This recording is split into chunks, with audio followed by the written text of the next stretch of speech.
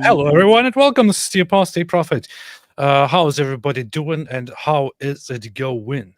Norman Finkelstein. I for most of my life, I didn't really care about this guy. The first time that I came across this guy was many, many years ago. I saw clips. Oh, has he been around? He's been around for a while?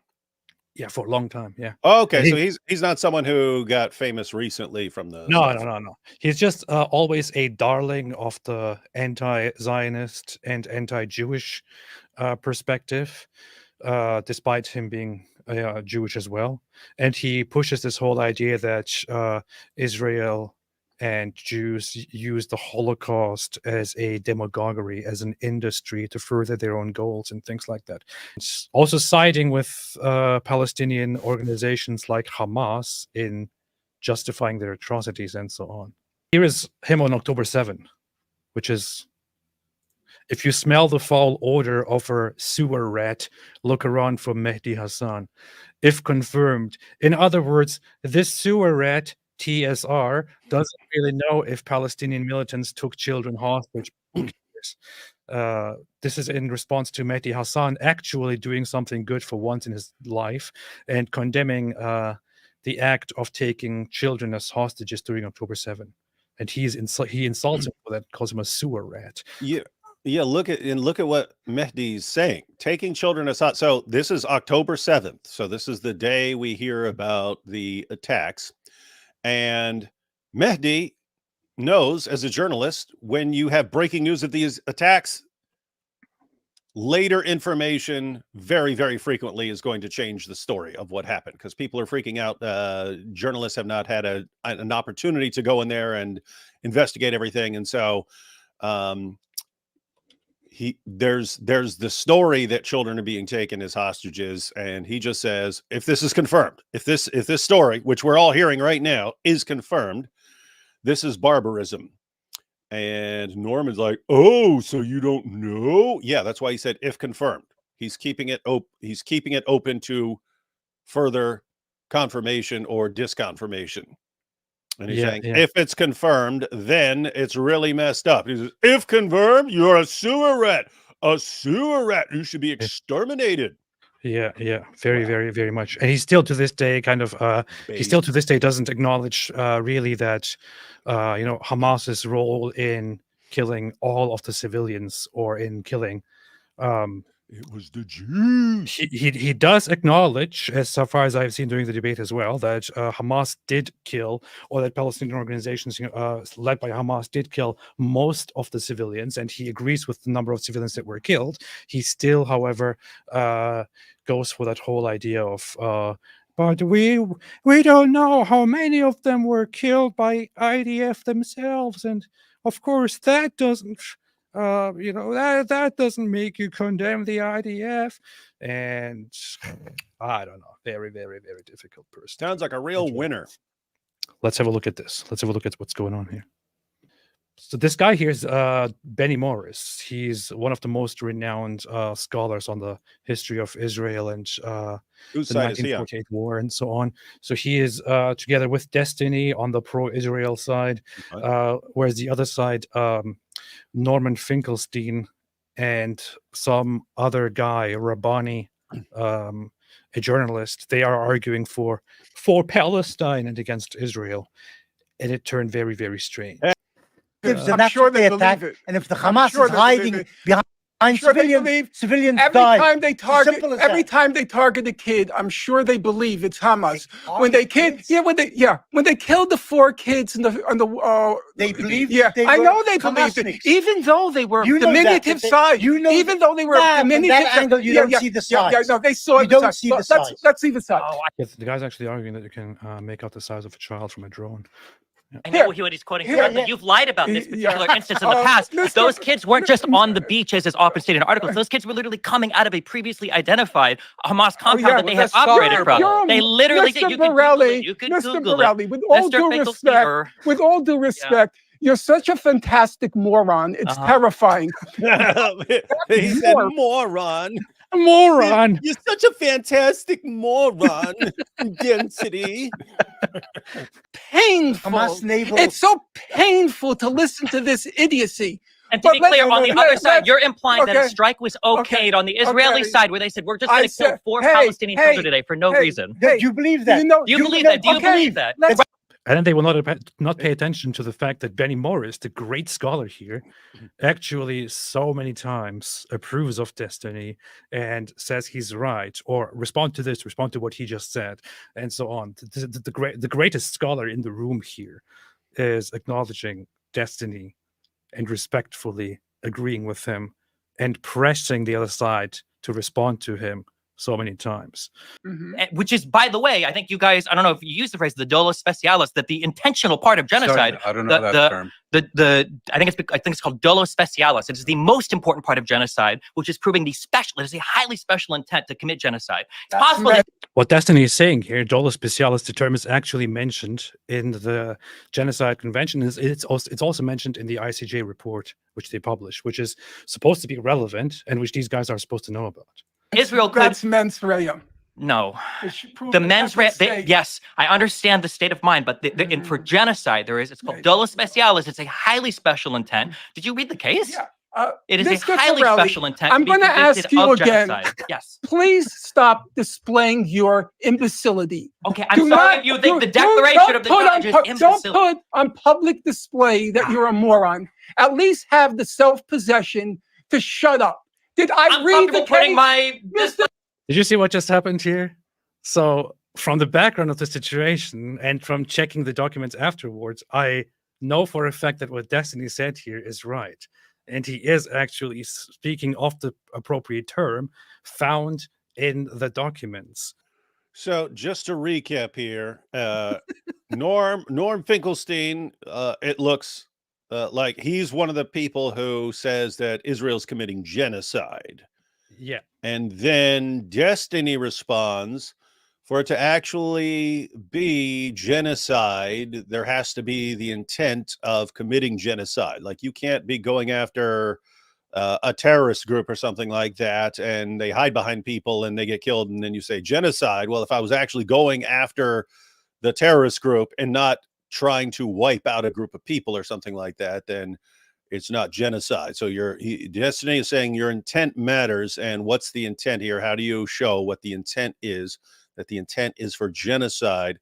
And Norman Finkelstein's response is, "You're a moron, you're an imbecile, exit stage left," something like that. And then people celebrate that, even though Destiny's point, on the little bit that I've seen, is perfectly valid and very important. Here's a UN article on genocide. It mentions it here as well. Like, you can easily access it. It is this special intent, or dolus specialis, that makes the crime of genocide so unique. In addition, case law has associated intent with the existence of a state or organizational plan or policy, even if the definition of genocide in international law does not include that element. Go to right before that, because they actually explain it. It says, to constitute genocide. So the intent is the most difficult element to determine.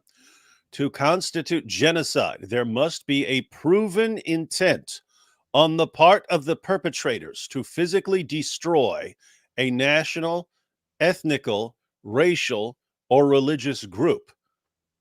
Cultural destruction does not suffice. Gosh, you could destroy a culture, it wouldn't suffice. Nor does an intention to simply disperse a group. You have to actually, so for this to apply, in the case of Gaza with Israel, they would have to be trying to completely exterminate, let's see, proven intent to physically destroy all of Gaza or a particular ethnic, racial, or religious group. The intent has to be to destroy them. And we've pointed out 1,000 times, if that's the intent, if Israel with their sub 2-to-1 civilian to fighter ratio, if they are intending to just exterminate the population or wipe out the population, they are the worst genociders in all of history. Norman Finkelstein, during this debate, misquoted and misrepresented Benny Morris on him allegedly suggesting that displacing Arabs was a part of Zionism, and that Zionists early on acknowledged that. So let's just listen to that for a little bit here. Of course, is nonsense. But they had a strong connection for thousands of years to the land to which they wanted to return, and returned there. They found that on the land lived hundreds of thousands of Arabs, and the question was how to accommodate the vision of a Jewish state in Palestine alongside the existence of these Arab masses living on, who were indigenous, in fact, to the land by that stage.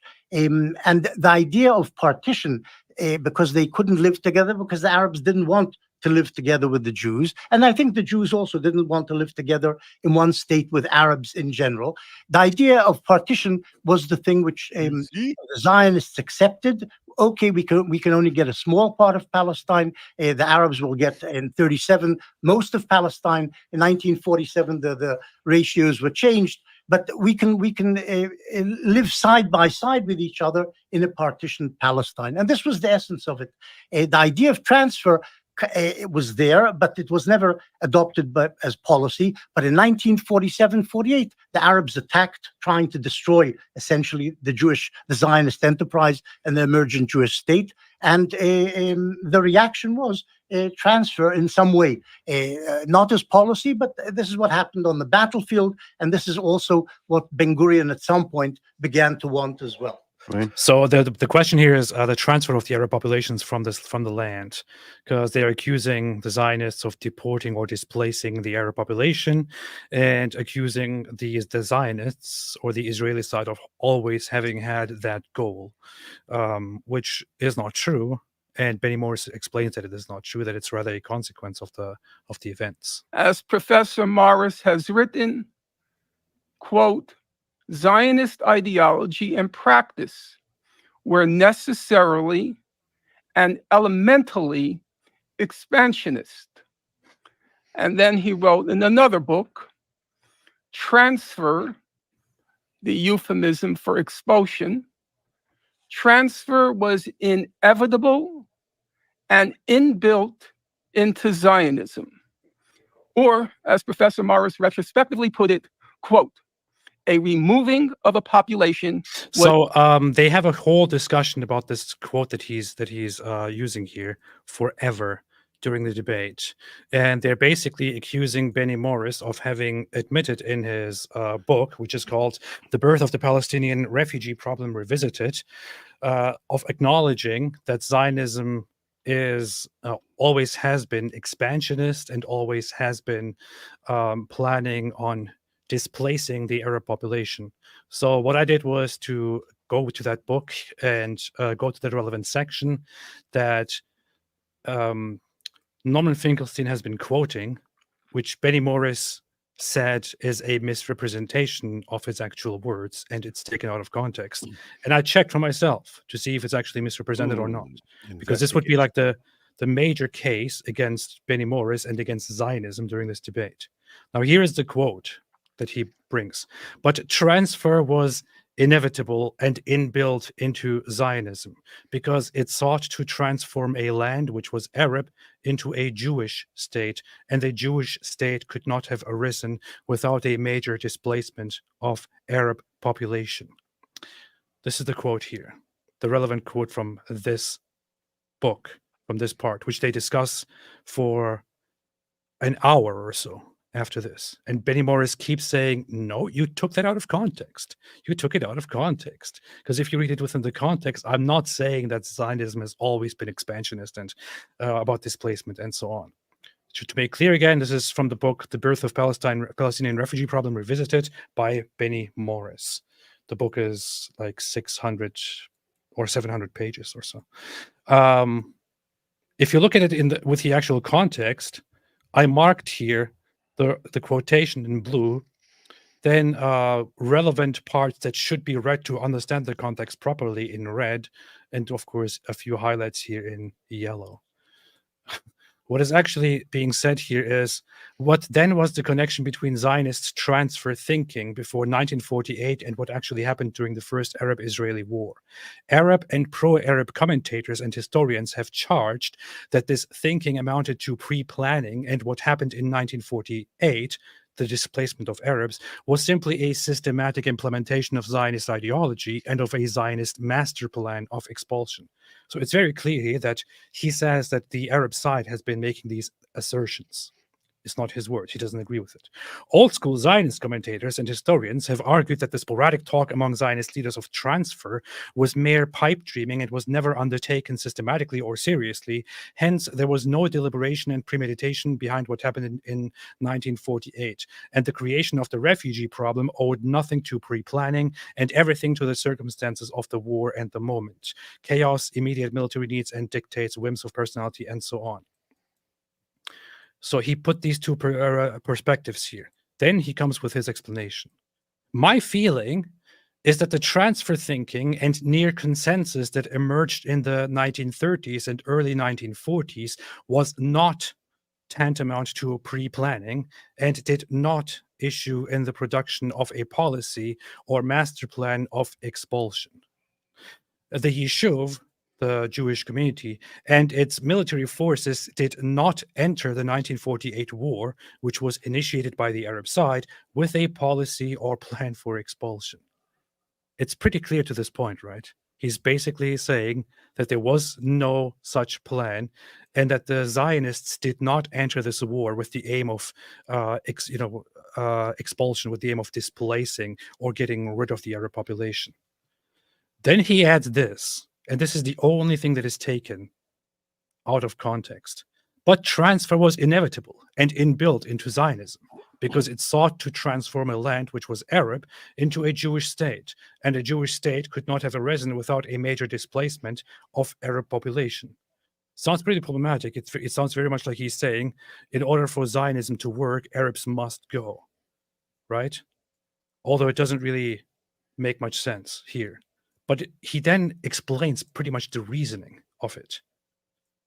And because this aim automatically produced resistance among the Arabs, which in turn persuaded the Yeshuv's leaders that a hostile Arab majority or large minority could not remain in place if a Jewish state was to arise or safely endure. By 1948, transfer was in the air. The transfer thinking that preceded the war contributed to the denouement by conditioning the Jewish population, political parties, military organizations, and military and civilian leadership for what transpired. Thinking about the possibilities of transfer in the 1930s and 1940s had prepared and conditioned hearts and minds for its implementation in the course of 1948, so that as it occurred, few voiced protest or doubt. It was accepted as inevitable and natural by the bulk of the Jewish population.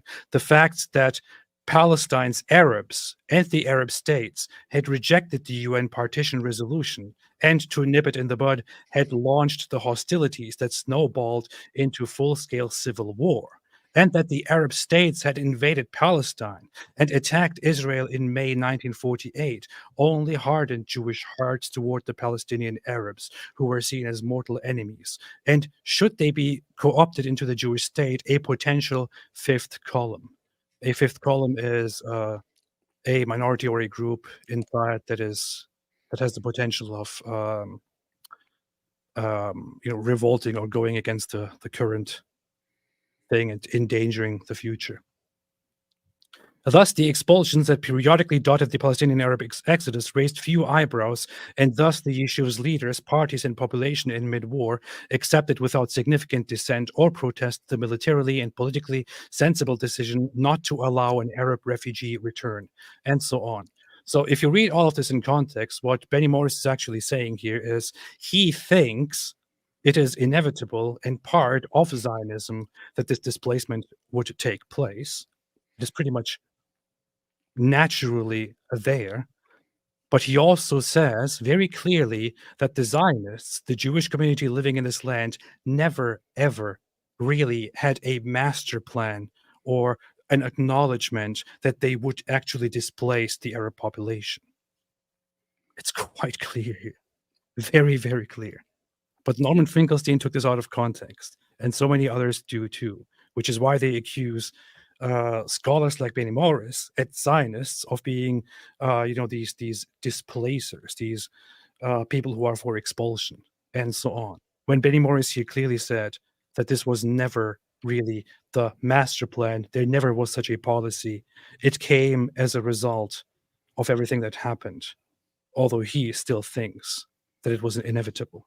Why is it that if you read your book, Righteous Victims, you will find barely a word about the Arabs being motivated by anti-Semitism? It exists, though. Even I didn't say it doesn't exist. You agree that it exists. Hey, I don't know a single non-Jew who doesn't harbor anti-Semitic We're talking about Arabs now. Yeah, but I don't know anybody. That's just part of the human condition. Do you hear that? Mm-hmm. That sounds like that's a very weird statement. All human beings hate Jews. That sounds It's like a a very, fact. very weird It's thing to just say. being human, so of course it's part of everything. Anti-Semitism. Yes, I Husseini do. was I- an I- ordinary And among the anti-Semite. Arabs. So, Professor, That they just skipped past that, but that's a very weird thing to say, is it not? Anti-Semitism. buddy, that's just part of anti-Semitic We're talking about sentiment. Arabs now. Yeah, but I don't know anybody. That's just part of the human condition. Just that- Anti-Semitism. So And look, I don't know anybody who doesn't hate Jews and hate Mexicans living upstairs from them.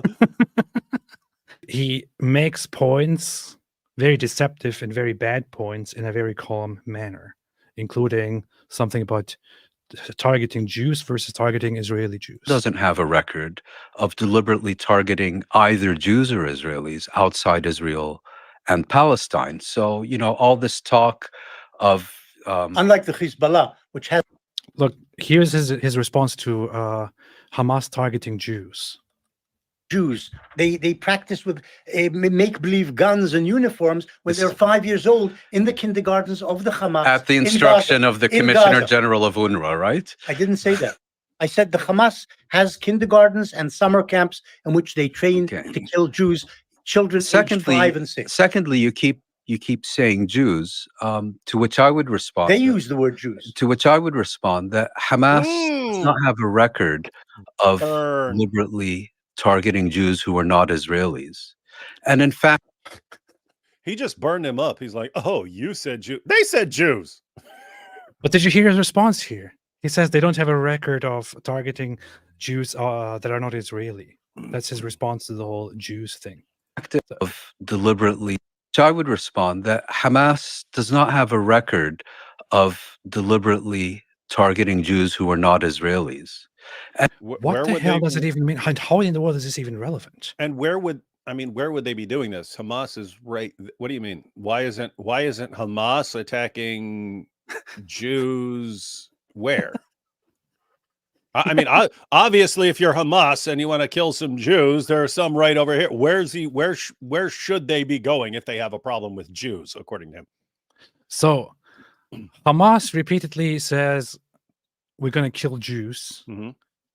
That says we're going to destroy the Jews, cleanse the Jews, and so on. Because But that's this what guy is Muhammad said. Muhammad did not say, "Oh, Muslims, the hour will not come until you fight the Zionists." Yeah. He didn't say that. He said the But in Jews. response to that, this guy is like, oh, wait. I have a problem with that, because when Hamas speaks of Jews and of targeting Jews and cleansing Jews and exterminating the Jews, I don't see any record of them ever targeting Jews outside of Israel. So therefore, we shouldn't say Jews. What? This is just such a sick way of deflecting from the point. Yeah, imagine Israel just like bombed the entire population of Gaza, and you say, you're clearly trying to exterminate the population of the Palestinians. And they say, what? We didn't attack Palestinians in America. Yeah. So therefore they would never defend, they would never accept that sort of defense, but they Plus accept here, they accept it with Hamas. This is part of the Hamas charter, where it says where they look forward to Allah's promise, no matter how long that should take. As the prophet said, the day of judgment will not come about until Muslims fight the Jews and kill them wherever they find them, and so on. But then this guy responds and is like, okay, but I don't remember Hamas targeting Jews outside Israel, so therefore we shouldn't say that this is all against Jews. This is so ridiculous. في عندكم يهود في كل مكان يجب أن نهجم على كل يهودي متواجد في الكرة الأرضية ذبحا وقتلا بإذن الله سبحانه وتعالى بكفي تسخين خلاص.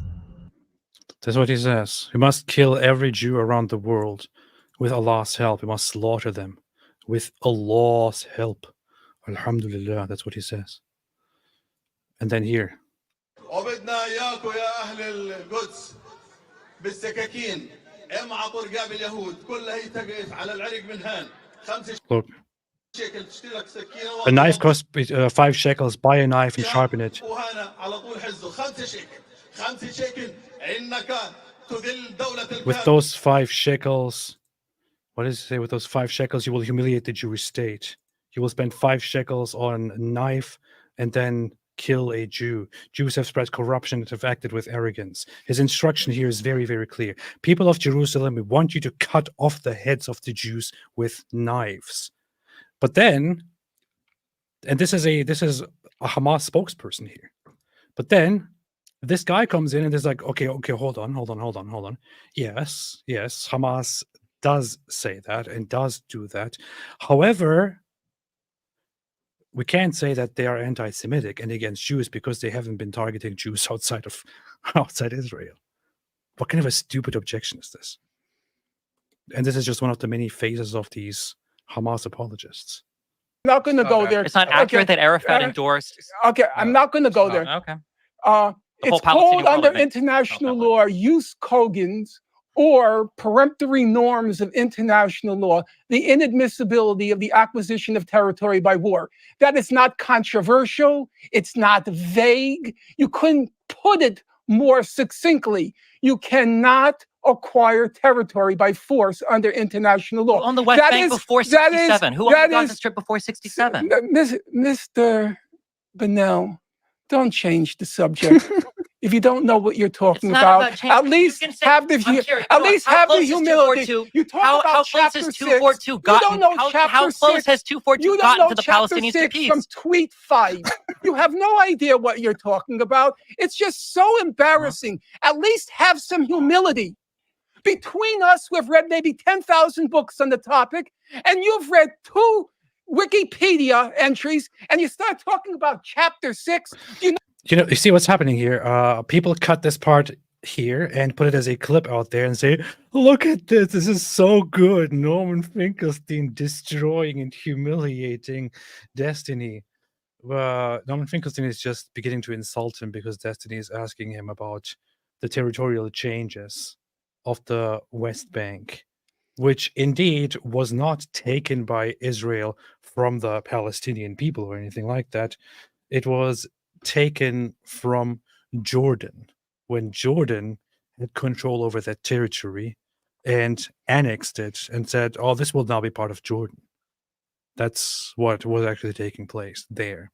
And Norman Finkelstein, as soon as he is asked about these important matters, like, don't change the topic now, Mr. Bunnell, don't change the topic. You are ignorant. I have read so many books. Please go and read Wikipedia. And you cannot find this on Wikipedia. So stop distracting, Mr. Bunnell. This is just so stupid. The guy is not making a point. He's not responding to the arguments. He's not responding to anything. He's not a better debater than the layman, non-professional that Destiny is. He just relies on this. Literally, Mr. Borelli, with all due respect, you're such a fantastic moron. It's terrible. With all due respect, you stupid, ignorant moron. And I say this with nothing but respect, you giant idiot. I'm a lot more literate than you, Mr. Borelli. I'm going to believe the guy that... He's not going to answer again. I don't think I've avoided any of your questions, you have. except You avoided almost except every when they question. breached the threshold of complete So you're imbecility. about to tell me I've by what answered. metric So, the Gaza Strip is okay, a I'm going to humanitarian answer you. crisis? You remember what I said a moment ago? I said to Professor Morris, I defer to expertise. I look at what the organizations say. I look at what the United Nations High Commissioner Just for say in Human more Rights words said. that you don't know. You don't And know I or you don't don't care. know. Okay, I don't that's know. fine. Do you know how complicated?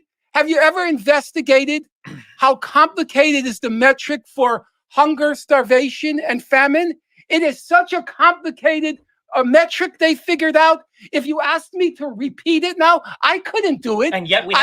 And yet he went on Twitter to claim that Gaza is on the brink of a famine. And then to support that, made a post about that child that died because of a cerebral palsy. Not even kidding. That's what Norman Finkelstein actually did on Twitter. The other day, I participated in a debate with Israeli professor Benny Morris and that thing called destiny. Oh yeah, here he says it. That thing called destiny. They mocked the notion that Gaza was verging on famine. And then he posts this. A photo of a child that is suffering from malnutrition, not because the child was completely healthy before this war and then had nothing to eat left because of the war and therefore turned into this. No, it is because the child suffers from cerebral palsy and, given the circumstances, is not given the proper medical attention and special food that it requires, and has now died, which is a very, very sad and tragic thing. Does this, however, support the idea that there is a famine, or that it's on the verge of a famine? No, it's not. It doesn't. It does not at all. And they post another image of another child and say that this child is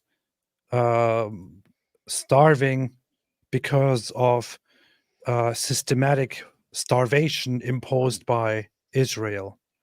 I just did like a little bit of research, just looked it up. Very sad situation. I looked it up. But you know what I found? Very, very quickly there. So the child suffers from cystic fibrosis, which is a genetic disease that leads to malnutrition and dehydration, a genetic disease. And the other thing that I found out about this is directly from the Palestinian source here. Child Fadi has been in hospital for 2 months, receiving necessary intravenous solutions and having a fumigator device that opens the respiratory tract.